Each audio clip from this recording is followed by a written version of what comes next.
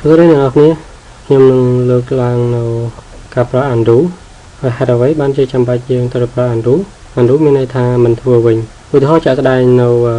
ទង្វើរបស់យើងធ្វើទៅយើងគិតថាត្រូវហើយបានធ្វើប៉ុន្តែអ្នកត្រួតពិនិត្យដល់យើងទៅលើឯកសារផ្សេងៗគេសុំឲ្យយើង undo វិញពីព្រោះថាកន្លែងនោះវាមិនត្រឹមត្រូវហើយមូលហេតុដែលគេសុំឲ្យយើង undo ដោយសារតែគេមិនចង់បដិសេធរបស់យើងបើគេបដិសេធនៅទង្វើរបស់យើងជូនទៅគឺធ្វើឲ្យ credit ឬក៏ភាពទុកចិត្តរបស់យើងត្រូវបានចុះថយនេះជាការគួរសមគឺគេអាចនឹងសុំឲ្យយើងអ្នកត្រួតពិនិត្យសុំឲ្យយើងធ្វើការ undo ហើយចំណុចទី2គឺយើងខ្លួនឯងផ្ទាល់អាចនឹងសម្រេចចិត្តធ្វើការ undo គឺមិនធ្វើវិញតែមូលហេតុយើងគិតថាអ្វីដែលយើងធ្វើនោះវាមិនត្រឹមត្រូវឧទាហរណ៍ជាក់ស្ដែង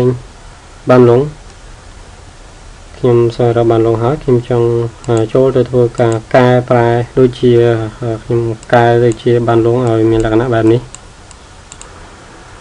បន្ទាប់មកខ្ញុំធ្វើដូចជាក្នុងការ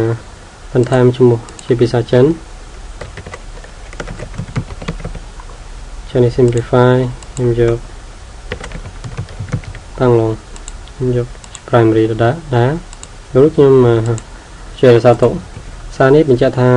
ការកែប្រែរបស់ខ្ញុំគឺត្រូវការត្រួតពិនិត្យដោយអ្នកផ្សេងទៀតអ្វីដែលខ្ញុំកែហ្នឹងគឺវាជោគជ័យតែម្ដងទេ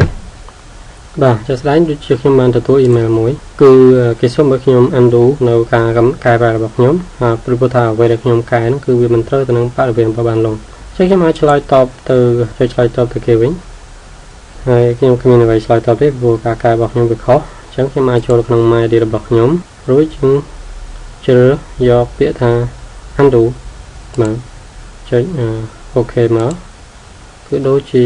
លុបនៅកំហុសនៅអ្វីដែលយើងកែប្រែឧទាហរណ៍ខ្ញុំចង់ធ្វើការកែសម្រួលទៅលើបរិវេណវត្តឡើងខាងខ្ញុំអាចចុច find near this point ហើយចំណុចចិត្តហ្នឹងនៅពេលដែលលេខឡើងវត្តឡើងខាងហើយខ្ញុំអាចចុចកែសម្រួលហើយបើមកទីតាំងវត្តឡើងខាងនោះគឺធំជាងនេះខ្ញុំចុចកែសម្រួលបាទកែសម្រួលខ្ញុំចុចរសារទុកឃើញថាមានការបញ្ជាក់ថាការកែសម្រួលរបស់ខ្ញុំត្រូវការពិនិត្យដល់អ្នកដទៃអ្នកផ្សេងទៀតអញ្ចឹងនៅក្នុងកណ្ដាលនោះនៅពេលដែលខ្ញុំគិតថា